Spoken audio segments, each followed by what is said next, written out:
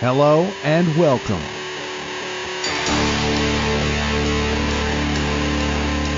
to the Strength to Be Human podcast.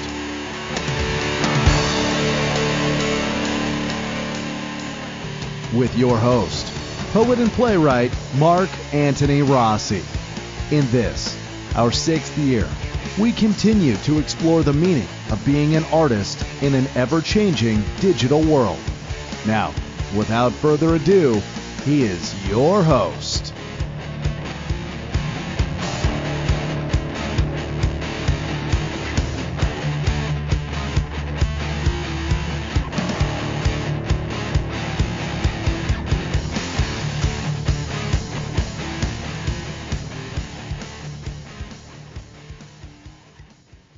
Hi folks, and welcome back to Strength to Be Human. I'm your host, poet and playwright Mark Anthony Rossi. I know it's been a little while since we've done some interviews, but like I always tell you, it's not so easy with people's schedules, especially since I have a lot of people from around the world, and you know what I mean? You gotta plan stuff. I mean, I got some guy from India, it's 11 and a half hours ahead of me. 11 and a half, can you believe that? That's literally his time zone, so I'm like, having to make sure I have a day off at 3:30 in the morning, all that kind of stuff. So it's pretty wacky. All right, I'm blessed to have a writer and an artist, Marilyn Johansen. Welcome to the show. I understand it's your birthday today, so happy birthday. That's a first for the show, and also a first for the show is this is somebody that not only has a military book, who's a biography of her father. It's called My Father's Secrets, but also it is a book that in many instances it travels across many wars and many decades and a good part of history. And I've actually was really blessed to be able to help edit the book as well. So that's one of the good things about the book is I'm not just recommending it because they sent me the book for free and I had nothing else to read that day. It's really a question of I know the book inside and out in terms of what it's all about. So I'm happy to do that. Of course, I'm always happy to promote anybody that was in the Air Force, although this fellow, and I'm sorry I never got a chance to meet or talk to him, was literally in the Air Force before it was the Air Force. It was the Army Air Force at the time. And I'll let Marilyn explain that. And Marilyn, thank you very much for being on the show. Thank you, Mark. Thanks for inviting me on the show. Oh, yeah. I'm looking forward to our discussion here today. Yeah, I really... And forgive me for saying this, but I really haven't had the chance to talk a little bit about before the Air Force or even when the Air Force had started because, quite frankly, I haven't really had too many guests that were, of that age to even understand that. Yeah, they took the Air Force for granted because it's always been there for them, but it hasn't always been here. They did. It started with the Wright brothers. Yeah, it definitely did, and I understand that your father is no longer with us, but I think if he was with us, he probably would have been like 100 years old or something. Yeah, 103. Wow, I mean, not that you can't be 103, but that would have been pretty exciting in itself. We have almost nobody left from the World War II survivors, and they're fast leaving us in the Vietnam one too, and I think it was a couple of weeks ago, the last Tuskegee Airmen. Those were the black aviators that we were kind of segregated back in the day for the World War II.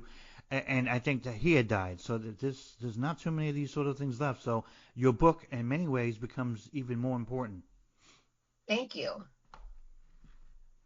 Yes, it's part of history. And my family was...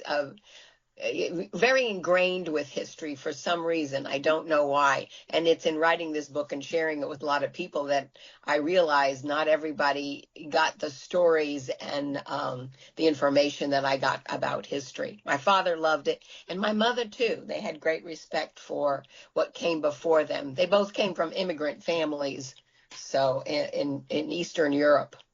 So my father was only second generation, and my mother was first generation immigrant.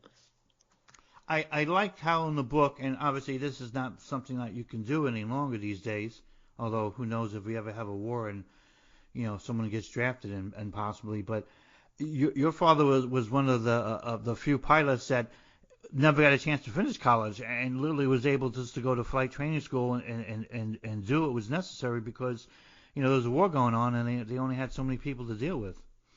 Yeah, exactly. So when World War II, before we got involved, they were already, Franklin Delano Roosevelt was already looking towards how this was going to play out. And they took in order to be a pilot, you had to be an officer, and an officer had to be a college graduate. However, even with all the college graduates in the United States, not all of them were physically going to get approved to be a pilot, because there are a lot of physical attributes that are needed. So if you graduated in the top 10% of your high school class, you were eligible to be a pilot. And they started it off calling them flying sergeants, but they soon dropped that, and they just gave them their pilot's wings, and they came in as a second lieutenant. So that the fact that we were in a segregated community and they were looking at the Tuskegee Airmen at the same time, those Tuskegee Airmen were college graduates, and but they had never had black aviators. They had never had black officers. Yeah. But truthfully, actually, after the Civil War, black men were allowed to attend West Point. So there were some black officers early on, but it was a tough road for them. So you can still read about some of those early black officers that came in, but as part of history. But so I shine a light on that as well. Yeah, and I like that, because it really helps. In many ways, the complexities of history in war itself, because I honestly think that in its own strange, ironic way, us entering World War II, almost in its own strange sense, set off civil rights, because here we're fighting a monster empire of Hitler's Nazism that literally wants to rule the world through racial supremacy, or at least its idea of that anyway. And then, of course, we're still fighting our own type of race war here, which we understood later on going into this whole situation that it was futile and you had to give it up because it was a stupid idea to begin with. And then you could see the real results on the other side of the Atlantic when you got millions of people dying for no good reason. Yeah, just there were some people that, Hitler wanted power, and Mussolini wanted power, and Japan wanted power, and they were just going to go for it no matter what.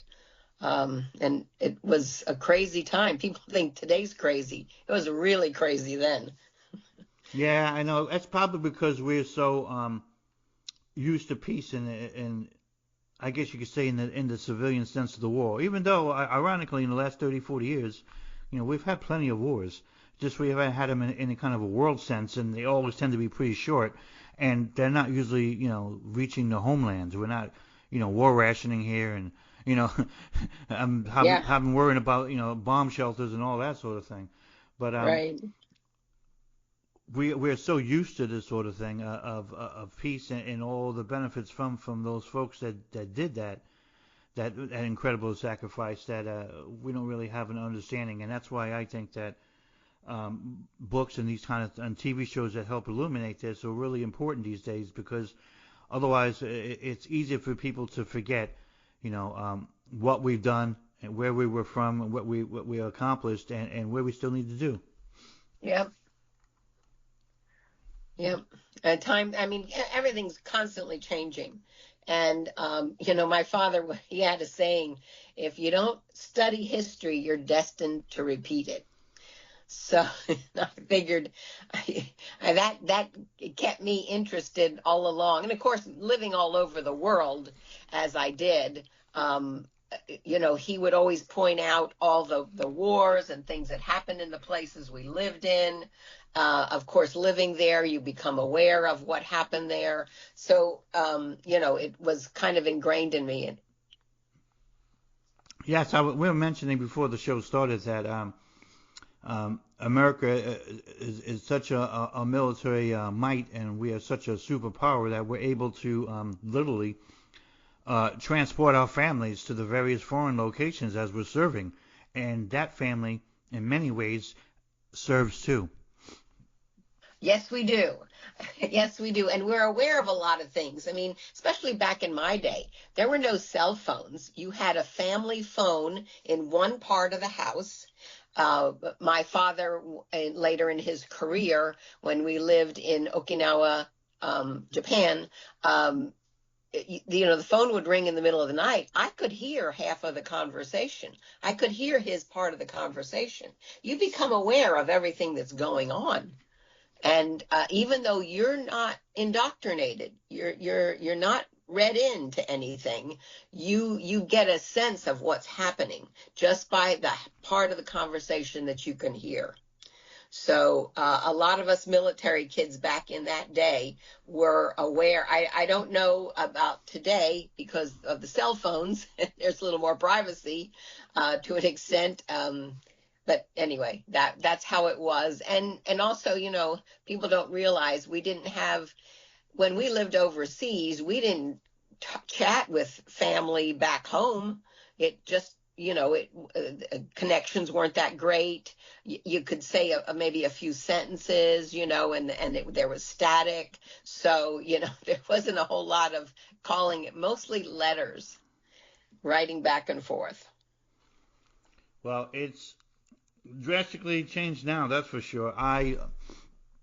Even though I'm prior Air Force, I live in a community that's mostly Navy and retired Navy, and I already know from experience of the situation that we've had a few people, Navy folks, that literally were forcibly discharged because they revealed the location of their boat before it left.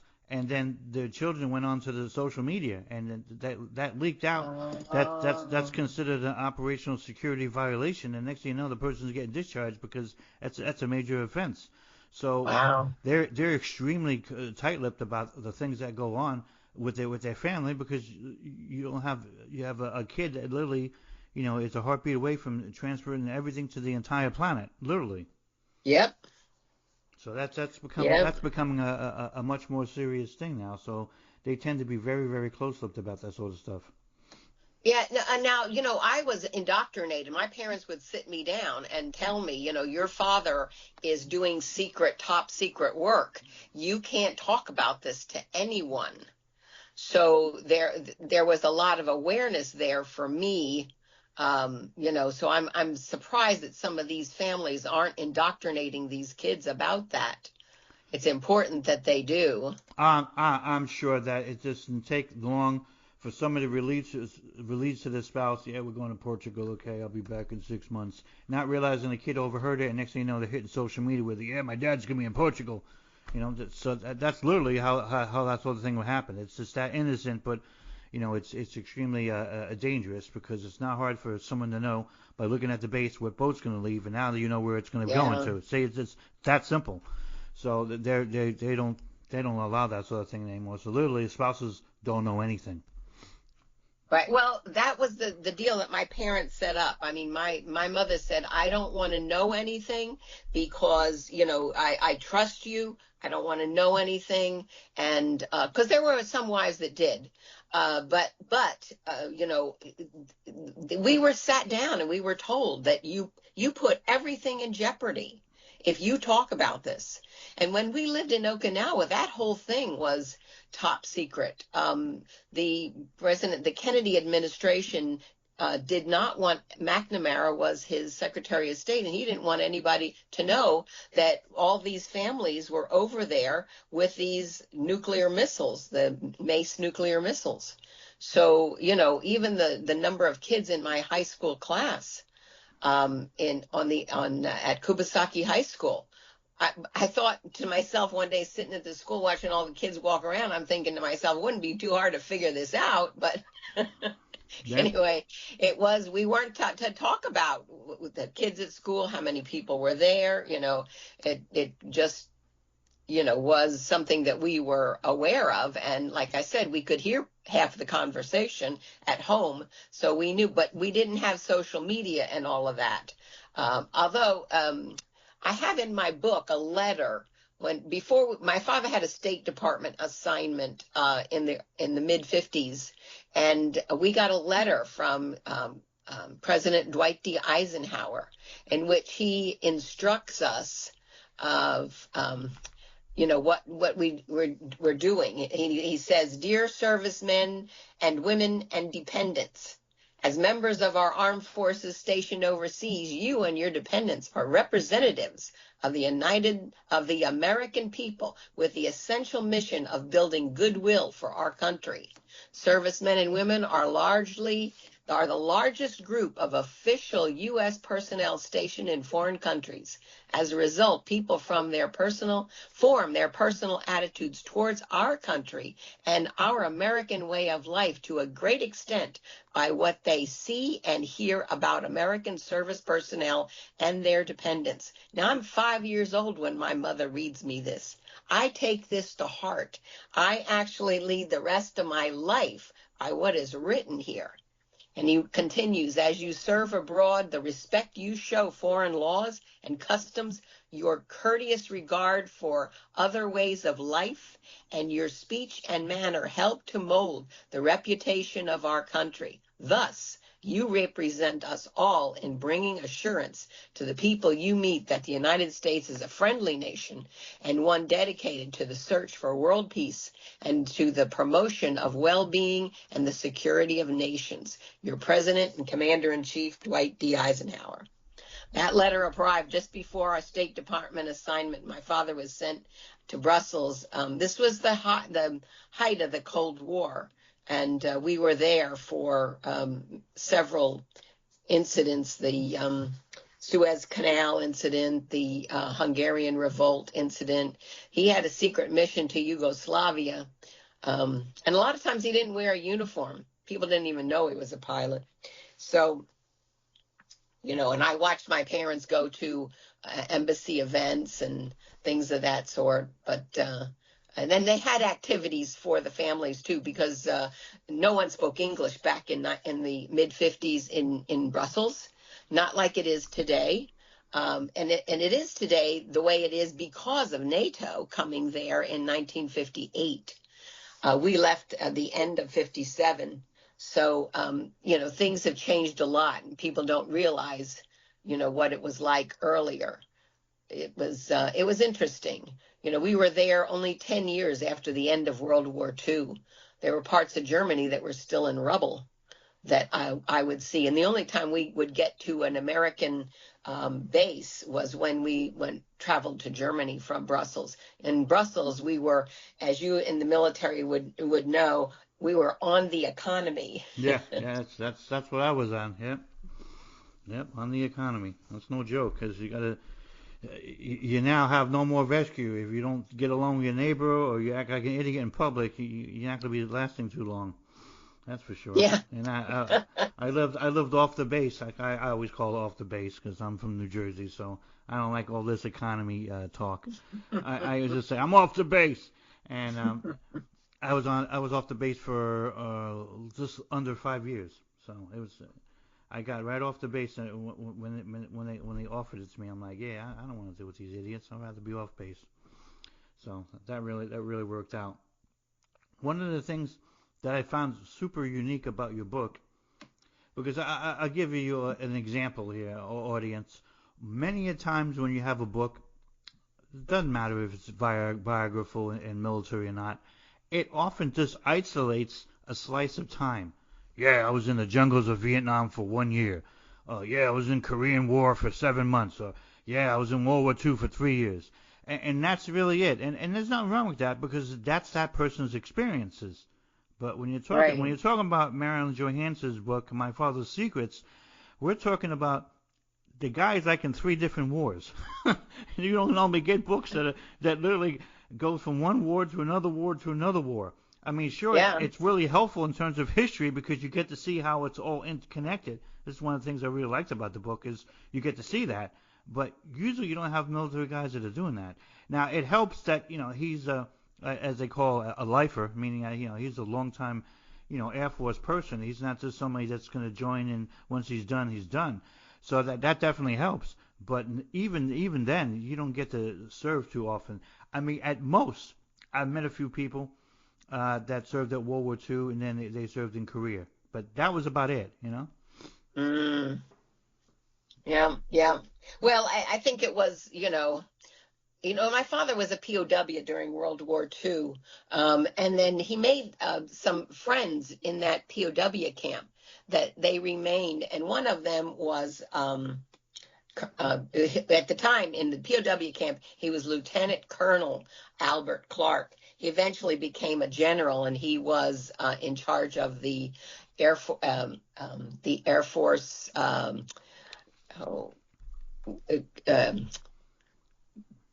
Academy in Colorado. He was the head guy of the academy for a while, and he was really interesting. My father had such great respect for him because he helped. Those guys that were in those prison camps were. It was tough they were young men that were sent to fight, and then suddenly they're locked up for doing what they were supposed to do. And a lot of them were having problems with depression and morale. And Clark kept everybody's morale up. He gave everybody something to do. He would sit them down and he'd give them a pep talk, and he'd boost their feelings about themselves. And he was a great guy. And I don't know if he had anything to do with my father getting the State Department assignment or not. I'll never know. But Clark was in France at the time. So our families were touching. Not that I got to know them really well, but I did meet them on multiple occasions. In your own words, what do you actually mean when you're entitling the book "My Father's Secrets"? Well, so my father did top secret work. He was a reconnaissance pilot. One of the students that he taught reconnaissance to was a guy that later became famous for the U-2 incident, Francis Gary Powers. My father taught him reconnaissance on the F-84s when that goes back, but the reconnaissance missions where my mother would bring my brother and I to the operations, and we'd watch my father get off the plane, and he'd have to go to debriefing before he could even talk to us. He would come in, we would see that oxygen mask hanging on the side, holding his helmet and walking into debriefing because he had to give him what he was giving him, and what information he'd attained. And he took pictures. One of the pictures on the back cover of the book is the F-84 Thunder Flash.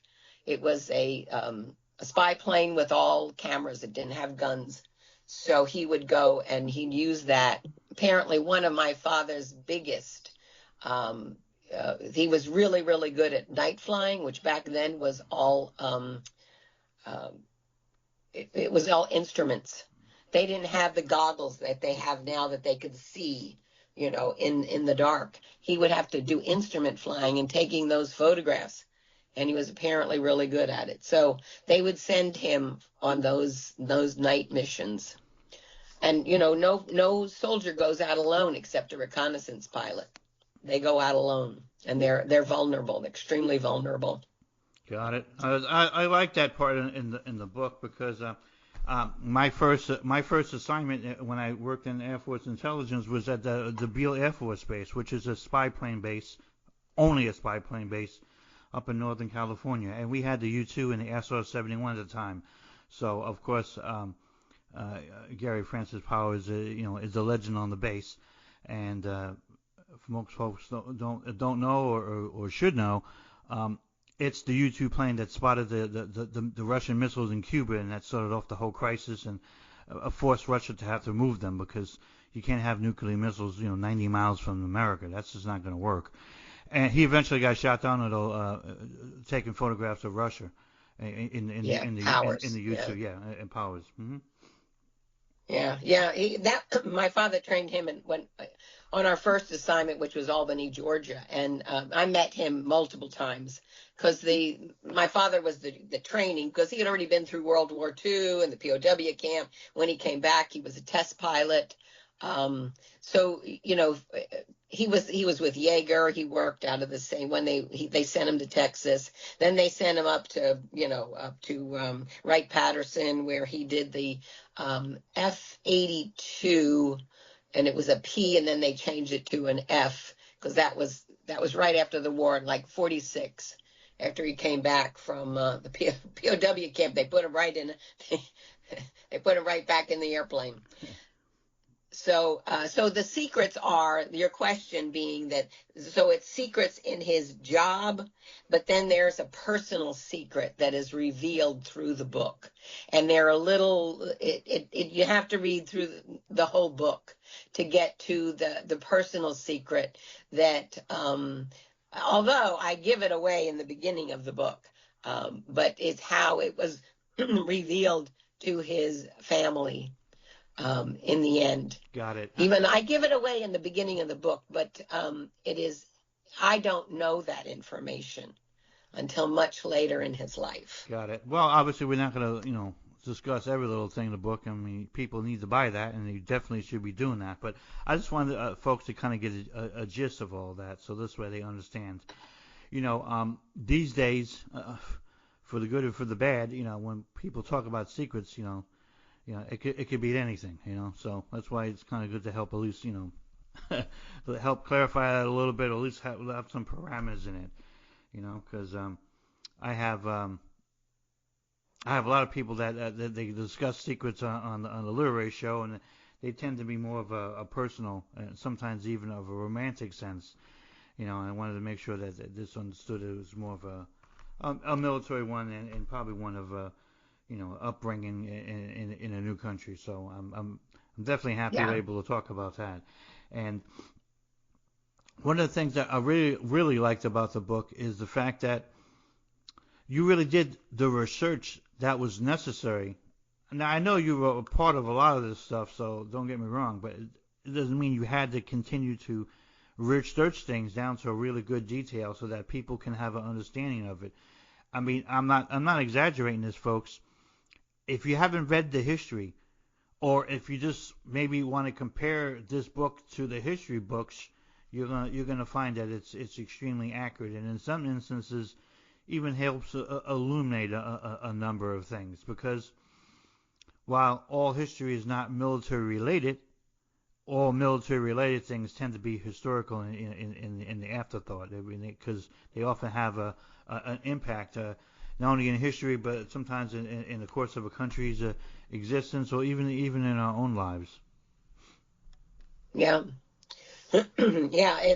Like I said, my parents always talked about. I mean, back in the day, we would attend church in the morning on Sundays, and then we'd go visit people, and there would be stories shared in those visits, and then we'd go visit things. And I do talk about the day that my father, when we moved to Brussels, we go to Waterloo, which is a battlefield right outside of Brussels, Belgium. And that was where Napoleon was finally defeated. And, I've read the history books on Waterloo. And of course, my father's story to me that day was a little lesson in faith. But, the true story, the historical story isn't the same as his story.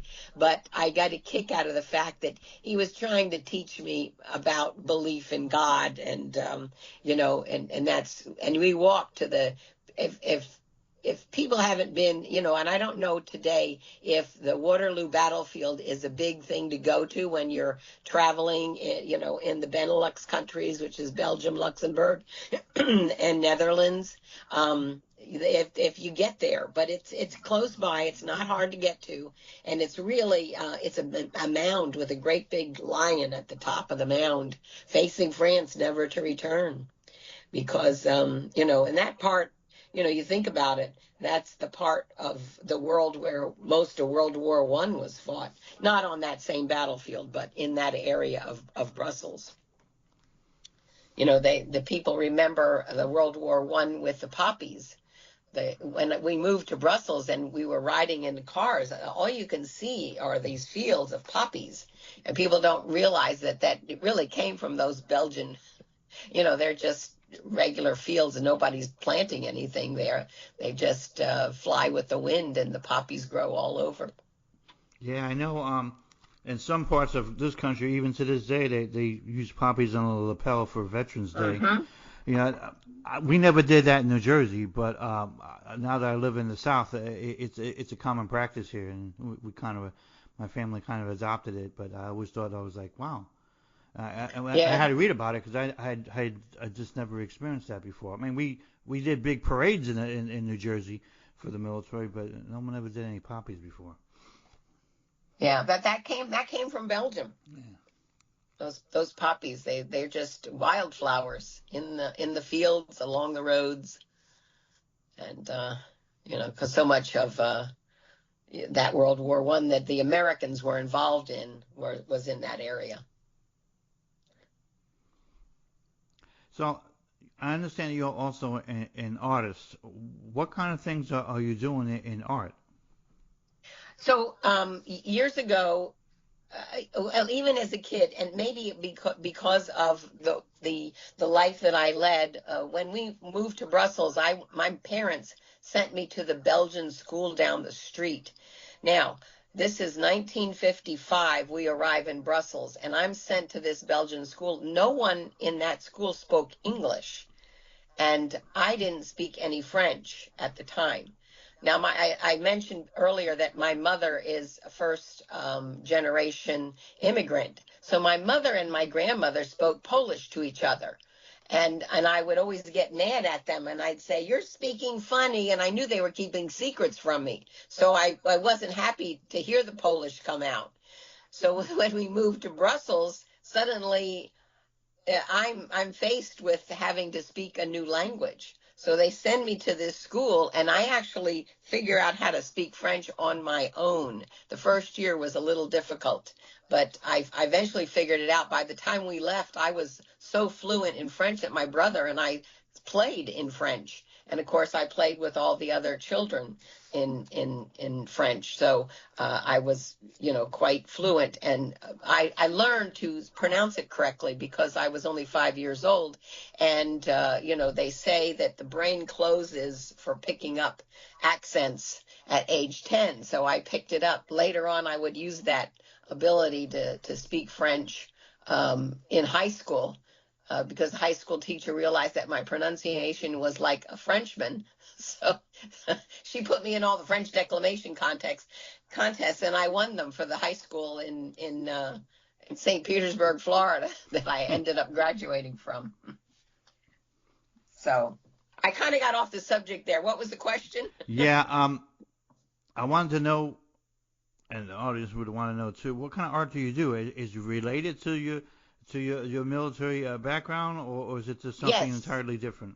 Yeah, so that's what I'm bringing up here with the story about Belgium. So in the Belgian school, we would take walks, and we would go to the park, and we would watch the artists paint en plein air, or plein air painting. We would watch that. So I was very influenced by people that would just set up an easel and start drawing and painting.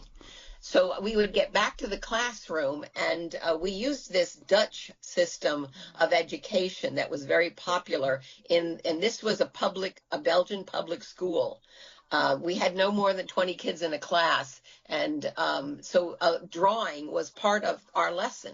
I'm only in first grade when we get there, so we would draw a picture, and then we'd have an experience, and then we'd write about it, and that's how they. So drawing became a part of everything that I did, and I continued that because sometimes we would move, and I would be in a different situation, but there was always crayons or pencils and paper, and so I would just go to town with that. So in high school, I was already it was not like the art high schools are today, but an early version of them. So I was in an art school in St. Petersburg, Florida. And I was winning awards and competing in competitions and selling some of my art. But my father said to me, now remember, my father was born in 1921. He said, I'm not sending you to school for art. He says, that's a frivolous degree. He says, think about becoming a teacher or a nurse. So I became a teacher and I taught. And then that's part of the, part of my story as well, that I teach in the first year I teach, I'm teaching in the hood because it was the first year of forced busing, which was another great experience. But anyway, so art became part of me. And I dropped it when I went to college to become a school teacher because I didn't teach art. I taught reading, writing, and arithmetic in the hood, and learned about a whole nother, community that existed within the American community. But that art always stayed with me because I would always be picking up a pencil or something and drawing. After I retired and my husband retired, he told me, he says, you need a hobby. So he says, why don't you go back to your art? And he had never really known me as an artist, and we'd been married a long time by then. So I jumped in with everything and went into watercolor. So I started painting watercolor and slowly but surely I started winning awards and competing and going into, state competitions. And after my husband and I attended my father's Stalag Luft 3 reunion. So you have to, my parents were getting older. My father had already passed away at that time. My mother, we were moving her into a nursing home. So we were selling the house, and my brother comes across all of this material, and it's from the Stalag Luft 3 reunions that my parents had attended over the years. So my brother gives it to me. He says, you and your husband, because we were retired, my brothers were still working. He says, you should go to these. And that was a real change for me. So I went to these reunions and saw what these guys had lived through. And, my father never talked much about his experience in the wars. I knew his assignments and I knew that he had been a prisoner of war. Didn't really understand it. But when I got to those reunions, all those guys talked like he did. And this was in 2012. So they were all pretty much in their late 80s, early 90s. And a lot of them were already gone. That first reunion, we had 40 of them left. And just remember, this was a German prisoner of war camp. It wasn't just Americans that were there.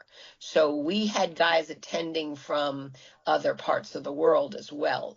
Not many by 2012, but some.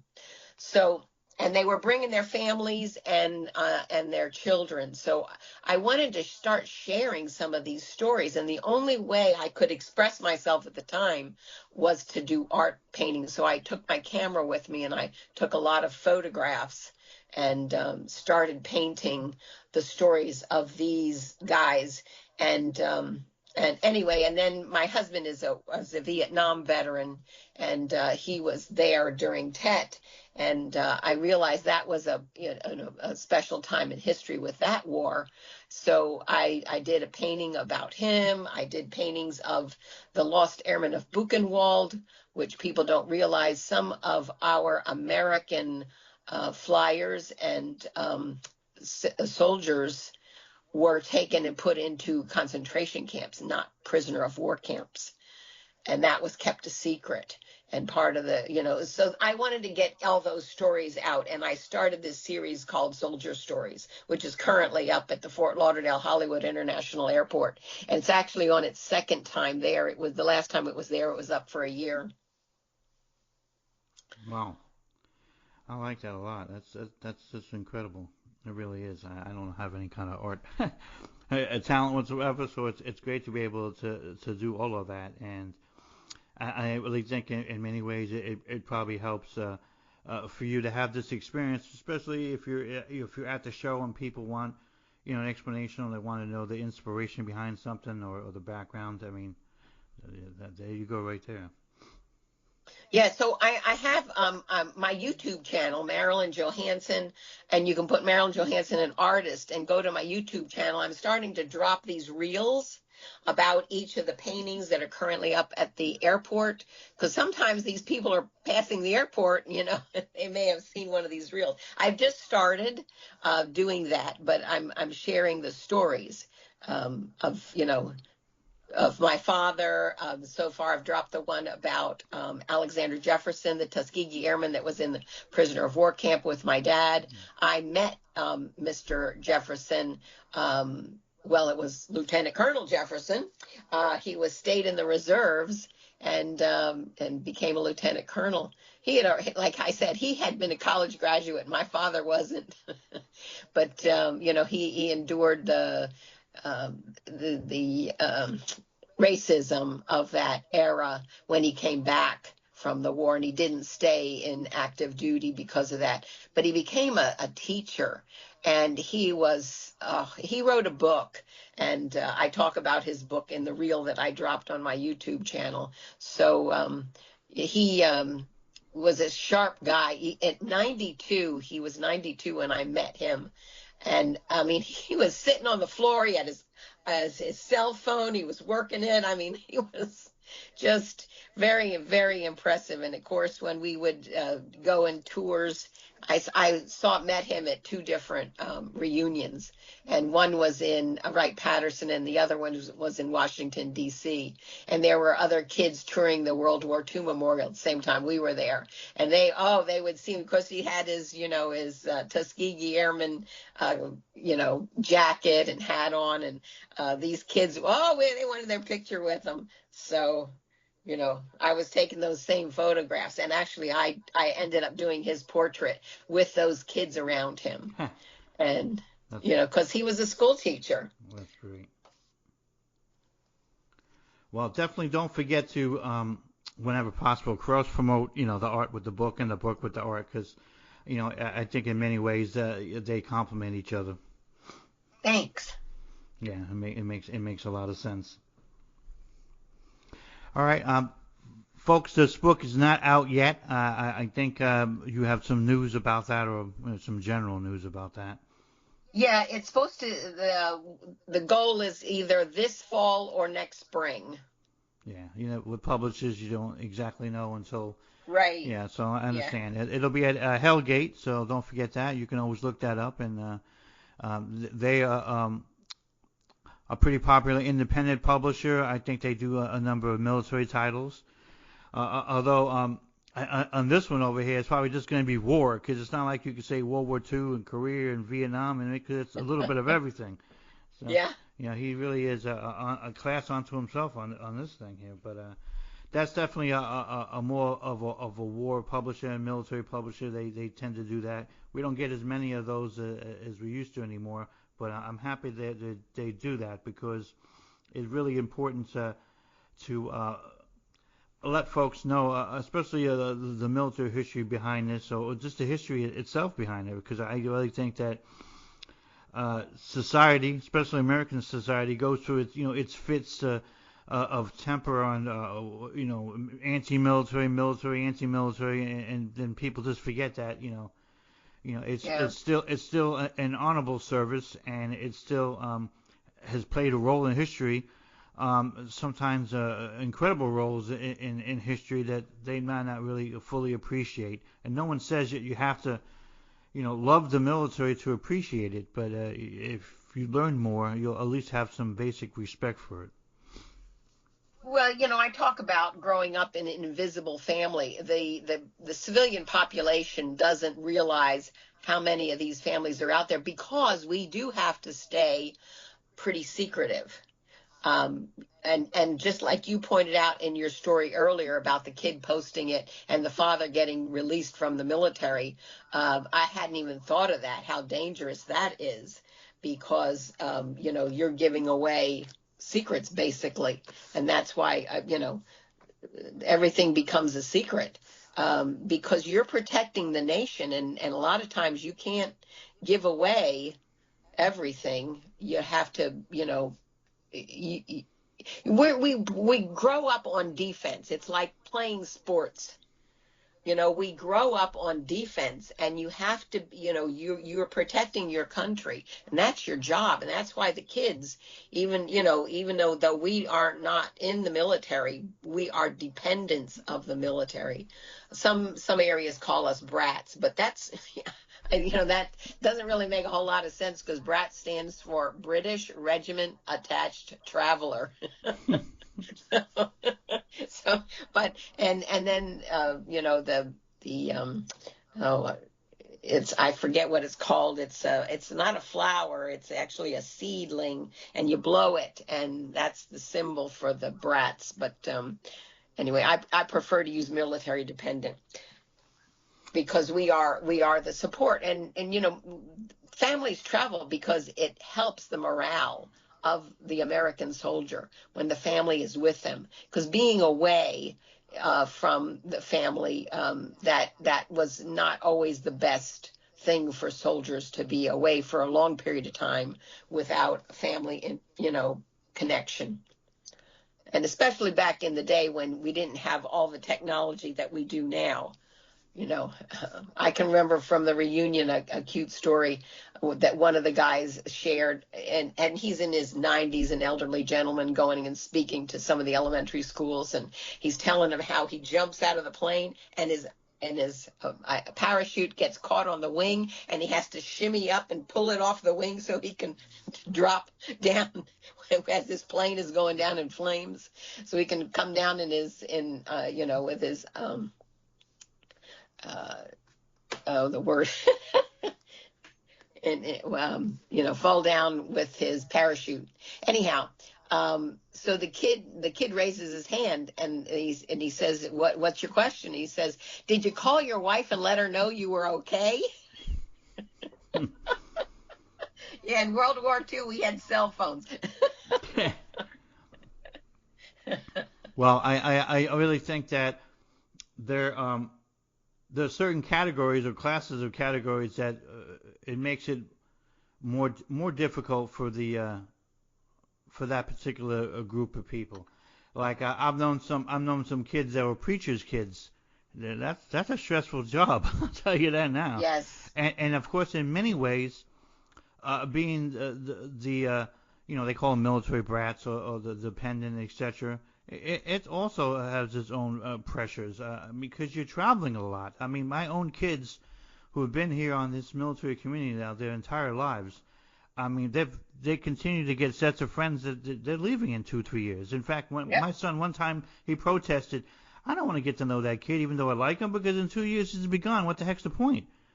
I'm like, well, you got cell phones now, you got video games where people communicate, vocally. So you could still stay in touch, and I go, otherwise you're gonna miss out. You can't live that way, because most of these kids are gonna be moving away. So either you're gonna have no friends or you're gonna have some temporary friends. Those are the two choices you got, Yeah. And it's true. Some of the kids wind up staying longer, and others did not, and they still stayed in touch though, and it worked out. But for a while they were apprehensive because it made those military dependents seem in a strange way unreliable, even though it's not their fault, it's just their life. Right. Exactly. Yeah, so it's and you're going. I mean, it's this, I'm here till such and such, and then I'm leaving, and it's not easy because you have to let go of everything. It's tough, you get. And I have to say, sometimes they talk about when military guys leave the military, and you have to regroup your life, because that military life is a whole different thing than civilian life. Well, when I suddenly became a civilian, and to me, growing up military, you're in airports and they're saying military dependence. There's signs that are, that we're following, and I thought civilian was a dirty word. I know that sounds weird, but especially when you live on military bases and you're really engulfed in base life. Which I was a couple times in Okinawa and in Stead Air Force Base in the Sierra Nevada mountains. where my father, was teaching survival training, and he was, running base operations. So it's and he got to do that because of his, war experience of being a downed fighter pilot, and going into search and evasion of, trying to survive without being captured. So, all of that experience of being in that military culture, and then you're in civilian culture, and then you're on European economy culture, you're speaking a different language, and then you're in Asian culture, and suddenly they've got different holidays. They're going to temples, and they're not going to churches, and you're exposed to a lot of different things, and you just have to go with the flow and learn to handle all these different things. A lot of military kids go into the military themselves. A lot of them go into the CIA because they're so used to, being in this protection mode. And a lot of them become actors.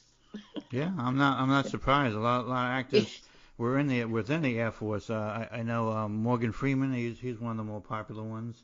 Yeah. Yeah. So it's not an uncommon thing. I reminded I don't even think I reminded them. I just had to educate them because they didn't really consider this. But I reminded them by saying, listen, you think it's a drag because you got to make new friends, but you got to also look on their side of things. When they leave, they got to go make new friends too. So It doesn't mean that this is all one way. They have to also live with that same situation over and over and over again. So. That's their life, and that's going to be in your life. In fact, we literally had a family that this is the first time, but we had a family that my son went to elementary school with when they were here. They went to a number of bases, and then they wound up doing their final tour before he retired back in this community again. So then my son's going to high school with the kid. So literally, he full circle, Oh, there you go. Yeah. So. That's kind of nice. And he stayed in contact with them, so that kind of worked out. But I go, that's just the way it works. But I can't tell you because being a serviceman prior, I never had to deal with any of this dependent stuff.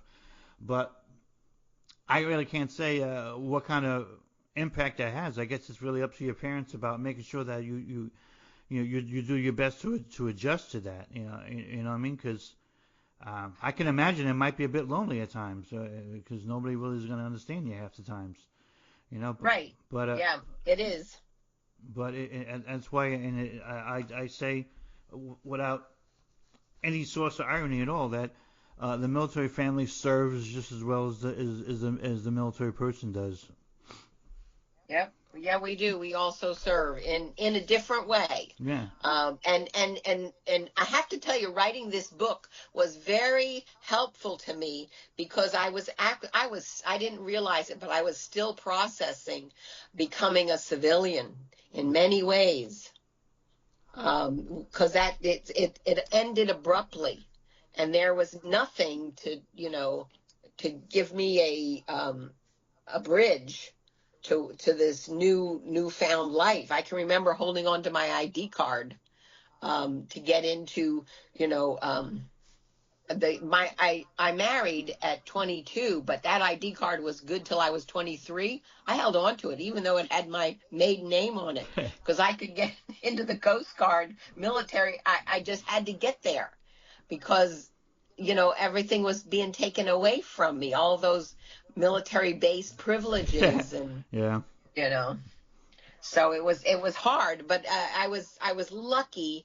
And I talk about some of the friends that I made in high school and that helped me, get through that period of, and I didn't even realize it until I wrote the book, how some were so important to me because they were actually helping me get from that military mindset into a civilian mindset. And it was a slow process, and I still think I'm still processing it.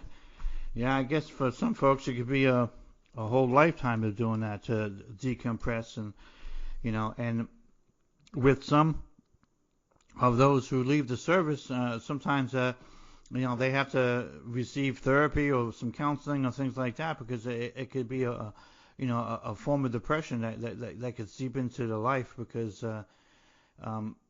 the way people act in civilian life is not the same thing as the military. You're not going to get plenty of examples of honor or respect, or you have an understanding of living outside your community or your country, because so much is taken for granted, and so much here is not on the line. When you're serving, especially overseas, especially if you're living off of the base, you can't go around acting like a fool, because you don't know who's going to take a shot at you, or if someone's going to finally learn your house and blow it up one day, just for some stupid reason, because something happens, So those are the things you take seriously, but stateside, it's everything you pretty much take for granted. Yep. Yep. And that's one of the reasons I wrote the book, because I wanted people to understand what it was like for a military dependent child. And like I said, I really, felt strongly about writing this. I wanted to, talk about my father's history, because I feel it's an interesting history that he lived through, and some of the more important things that I learned at the Stalag Luft 3 reunions about his time in the prisoner of war camp.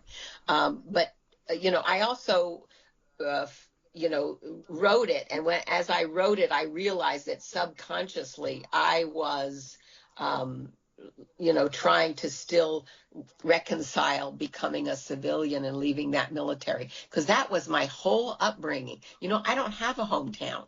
I don't have, and people will try, and I have a hard time explaining it to people, because you get on an elevator with somebody and they'll say, "Oh, where are you from?" I look at them and say, "Don't ask me that question." Yeah. I don't have a good answer for you. And I ask the question too, because that's how you start a conversation with people. Where are you from? If I hear a certain accent or something, I can tell, pretty much what area of the country they're from. But, when they ask that of me, and they try and say, "Well, which one did you like the best?" And they don't understand that's got nothing to do with it. No, it's one of the criticisms or the complaints about Americans from people who are not from here, and to a certain extent, it's valid. I mean, they shouldn't go with the meanness of it all, but it is valid to say that America as a superpower and America as a people are probably the least traveled people on the planet. I've encountered people throughout this country that they barely went outside their state, let alone outside of the country. So I'm always shocked by that. I mean, I traveled to 32 countries, and I'm not suggesting that everybody can go do that. I understand that that's not always within their, their financial budget, or even just wanting to do it in general. But it's nice to go outside and just kind of get a perspective of the world, and maybe even sometimes it allows you to get a better appreciation of your own country if you've been with someplace for a little while. Absolutely. But a lot of people don't. Yeah, a lot of people just Yeah. don't, and it's always very, very surprising when you hear it. Yeah, and they don't realize, they go on a vacation, they stay in a nice hotel, and they think they've experienced that place. Well, until you live there, you haven't experienced it. And in the book, I talk about living in Belgium 10 years after World War II. I'm living in Okinawa, like almost 20 years after World War II there. Okinawa was one of the final battles of World War II, and it was one of the bloodiest. And then I talk about the movies that were made about, all of these different things that, we were involved with, so that Hacksaw Ridge, that was the Battle of Okinawa. And, it's just, when they're making movies about your life, that you've lived history. So I do talk about growing up on the front row of history, because you are, you're there with the things that are keeping this country going, and you're living on defense, and you constantly have to keep a vigil, for your country. And so it's hard when you're exposed to civilians that that don't respect that at all, and they take it for granted. Yeah, that's what But happens. I don't think people are trying to be jerks about it. It's just a big part of not understanding, and it's not easy to bridge that with them to try to understand, because it's something they physically have to get done, and then they appreciate it. You know, I love the book, and I thanks. tell you, I loved it a lot because of how it transcrossed history. It didn't matter if I was in the service or not, because I would have loved this book just because of that alone. Because many a times the book, especially a lot of military books, one of their problems I find is, don't get me wrong, I think they're important to write, and they're important to talk about, but a lot of times they talk about it from the inside, and they don't really always understand that if you're going to have a civilian read the book, they're not going to understand every bit of jargon. Okay, I edited a Vietnam book, and this guy, I literally had a battle with him like every 2 weeks about, listen, these people don't understand half this stuff, and listen, if you're going to use racist language against the Vietnamese, can you try to like couch it in something that makes some sense, that it's authentic without just blurting it out, because how the hell is that helpful? You know, that sort of thing. But they didn't give enough historical context, and I don't know if that means because they didn't understand that themselves, or because they didn't want to do the research, or they just want to get the book out and said the heck with it and cut that part out. But I really think that by adding that, it allows the reader the better experience. Just to me, it's the same thing as if you have a childhood idol or a childhood hero. To be able to talk about the warts and everything else in that person, besides all the great things, gives you a fuller picture. And I think it'll let you appreciate the person more, other than just making them to be a saint when you know it's not possible, that none of us are going to be a saint. We're going to have some issues because we're human, and because we make mistakes. But we still overcame those in order to be able to achieve something. And it's the same thing. This book has a lot of that, where a lot of the books simply do not. You know, you could not even care one thing about the military and read this book and go, man, that was a great history lesson. Man, this guy really is really pushing it out there, and trying to, wow, this guy really achieved something when he's not supposed to have achieved anything because of the way things would have been. I mean, imagine if they simply said, no, you can't go flying until you're in college. You know, he might have been he might have been graduated after the war ended. You know, for all we know.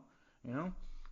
Yeah, yeah, you know, he graduated in high school in 1940, and he got a job, you know, working in a tool and die shop. But he started civilian flying lessons, and that first part of the book where I talk about Billy Mitchell, and how this military guy who had fought in World War I and been a pilot, you know, I mean, not, you know, those biplanes that they were flying, you know, he is actually, you know, thrown out of the military because they think he's nuts. You know, it's all about the Navy. And he's saying, no, air power is going to rule. And they're saying, no, you don't know what you're talking about. Anyway, that's how the book starts. And then we realize that air power it is incredible. I think we learned from history more than anything else that England would have been speaking Germany if it didn't have their air power, because they literally defended their entire country through the air, because there was not any real way that they could defend it through land. If Hitler decided to invade England, that would have been it for them. It would have been Churchill would have been shot, you know. Yeah, and not to take anything away from the Navy, you know, the Navy is really, really important. I mean, you remember the historic talks about the Great Spanish Armada, and then it became the Great British Armada, and now it's the Great American Armada. So we need that power. You know, we need those. They call themselves the stewards of the sea, and very, very important. Of course, our naval aviators are, you know. It's all important, and we all work together. People don't realize, and I think one of the interesting parts in the book is when I'm attending Kubasaki High School, and there's only one high school on the whole island. So if we have a football team, who are we going to play? So what they did was we had Army base, we had an Air Force base, and we had another Army base. So the one Army base were the Eagles, the Air Force kids, we were the Falcons, and the other Army base were the Knights. And we all went to the same high school, and we played each other in football games. That one high school had 3 football teams, 3 sets of cheerleaders. I was in the drill team. And I had a real drill sergeant. So anyway, the military is a microcosm of how to get along. If you help make it that way in your own life, I always found that the military dependents, and I've come across many of them, as long as they had good parents that helped them instruct about how to operate in the world, they tend to be very well adjusted, and also in many ways years beyond their age, because in many ways it helps you mature faster, and you have a broader, more international perspective on things, and sometimes that really helped them out. Others though, if they don't, have that kind of parental, guidance, it could be a real hardship for them. It can almost feel like they don't have parents sometimes. And I've had some folks that it seemed that way, and that's kind of sad too, because in many ways they may have felt that they sacrificed their youth or their childhood, and in some cases you do to a certain extent. It's just about how it's filled in with the rest of all that experience that you want to make it happen that way, because while I think it's a wonderful experience, I can understand how that some people might not want to do that, or might not even think it was a wonderful experience. But hey, I don't know why it's any worse than growing up on the farm and milking cows, or growing up in the city in the streets and having to deal with all of that. Or just growing up in the boring suburbs where it's like, I can't wait for adventure because it's not going to happen here,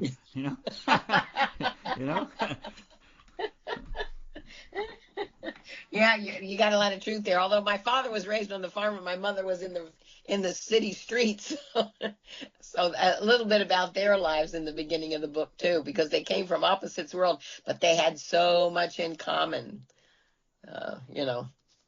They were perfect for each other. Well, that's why I definitely think that the book helps to explain, and in many ways is more than sympathetic to that standing that military families serve, and therefore, they have a real value that they could bring maybe to their own relationships one day, or possibly even their own children, and also in many ways, they help not only support the military, they help support their parents too, because when you're going off to an assignment, you don't know if you're going to live or die, and quite frankly, you'd like to be able to think to yourself when you're all alone someplace that you're doing this for your family. We all talk about, as servicemen, you're doing something for our country, but the truth of the matter is that in your heart of hearts, you're doing it for your family more than you're even doing it for your country at times. Yeah. Oh, absolutely, because the family is the first connection to the country. Yeah. And that's why I really picked you as an editor, the final editor for this book, because of your military service. I knew you would understand, and you could help me along to see, because sometimes I could only see from my perspective, but I wanted another military perspective. So I thank you for being there for that. Thank you for sharing all that with me. I really do appreciate it. It was a great honor to have something like this. I'm probably never going to have a book like this again, because I've done a few military books, but they, be honest with you, even though I felt they were important for the person's personal story, it didn't have the historical depth that yours did. So I'm really happy that you had a more three-dimensional, character there, and also a greater sense of the history that was played along with the military. So that makes it to be a richer experience for the reader. And so you guys definitely need to go out there and buy this. If there's any military book you need to have, this is the one. My Father's Secrets, Marilyn Johansen, thank you very much for being on the show and sharing your life with us. That's literally what you're doing. You're sharing your life with us. A lot more than I did. I did 6 years, but in many ways, Marilyn, she probably did like 5 times that amount. Well, my first 17 years. So. Yeah, that's the truth. So she did a Yeah. whole bunch, and I was happy to see a lot of you traveled in a lot of the places I was able to get to go as well. Just a little bit. Yeah. Mine was a little bit later. That's all. Yeah, but I liked that was one of the other reasons I liked you being the final editor, because of that. You had been to these places and you were able to give me a little more perspective from being a military person. My father passed away in 1990, and so I didn't have him there. No, So I understand. you were a great help. Yeah, that's. And also I have a website for my art, and I'm going to be putting the book on it as soon as it's out. Good. But MarilynJohansen.com, and if you Google Marilyn Johansen artist, then it'll come up. Well, that is great, and definitely you guys want to check that out. Depending on how far this book is out, we might wind up doing like another interview with it, possibly later. Okay, great. I would love that. Yeah, later on the year when it's out, and then we can talk maybe a little bit more about it as well. And as I reflect about some things that maybe we didn't cover, we could do that as well. Okay. Thanks so much. All right, folks. Until next time, God bless and take care. Thank you very much, there, Marilyn. Thank you.